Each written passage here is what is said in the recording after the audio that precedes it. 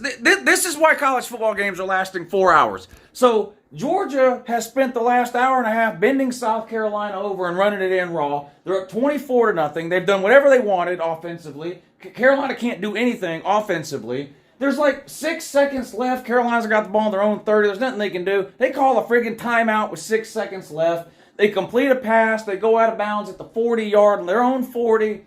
Clock shows 0. Shane Beamer argues. They look at it. They put 1 second back on the clock. The hell you think you're going to do in 1 second from your own 40-yard line that you haven't been able to do in the first 30 minutes? Well, let's find out. A bunch of nothing.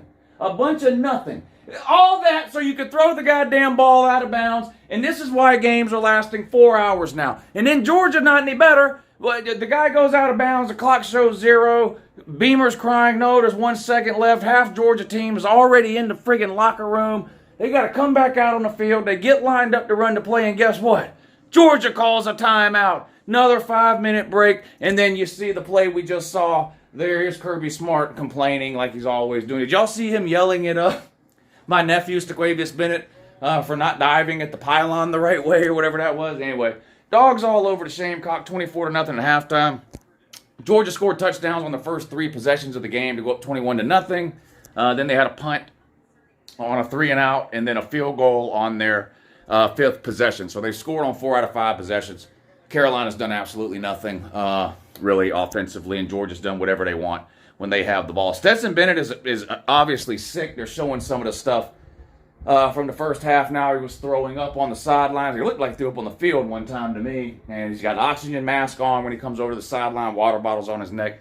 I don't know. So Georgia, with a no-star walk-on QB who currently has monkeypox or something, Stetson Bennett, is beating the absolute soul and will to live out of South Carolina 24-0 at halftime, which is no surprise to me. When is Georgia ever going to give up a touchdown? Is Georgia's defense still in the NFL? Can someone answer me that question, please? Look at Lou bragging about beating blah, blah, blah. I'm bragging about not giving up a touchdown in 2.5 games. We haven't given up a touchdown all year. We're 2.5 games into the season. Same dumb shit y'all did last year. Oh, yeah, you didn't score, but it was Kentucky. Oh, yeah, didn't score. It was South Carolina. Oh, yeah, didn't score, but it was Arkansas. Oh, yeah. Well, didn't score, but it was Florida. Oh, didn't score, but it was Auburn. Didn't score, but it was Tennessee. And then we win the national title, and y'all are like, oh, yeah, the only reason you won the national title is because you had an amazing defense.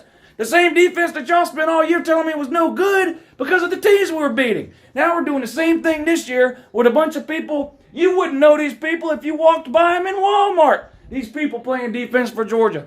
It's a different number, different name, same result. Georgia's defense, unbelievable. Georgia's given up a total of 2 touchdowns in their last 5 games, and 2 of those games were playoff and national title games. When are you guys going to wake up and realize that Georgia, what Georgia's doing defensively is unbelievable? Georgia's clearly the best team in the country right now. National titles aren't given out in September. I'm not saying they're going to win the national title, but this argument by some people that Georgia shouldn't be number 1 because they ain't paying nobody. Try watching the game. You know what else is impressive? This is impressive. I don't care that it's UConn. Watch the games. Michigan is a really good team. Look. This is subtraction by subtraction. You get rid of Scott Frost, and now you're getting humiliated by Oklahoma 35-7.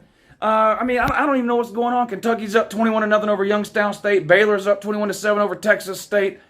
Cincinnati was losing to the Miami of Ohio. They need to change their name to the Miami of Ohio. Can somebody in the live chat comment section remind me? Remember I said, oh, that's a great line. I hope I remember that for the halftime video. Can somebody type whatever that was? What was that?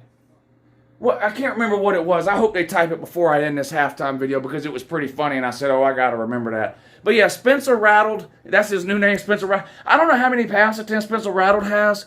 90% of Spencer Rattled pass attempts are off of his back foot while he's backpedaling. I don't think Georgia has any sacks in this game, but Spencer Rattled is under pressure every single time he backs. He looks scared.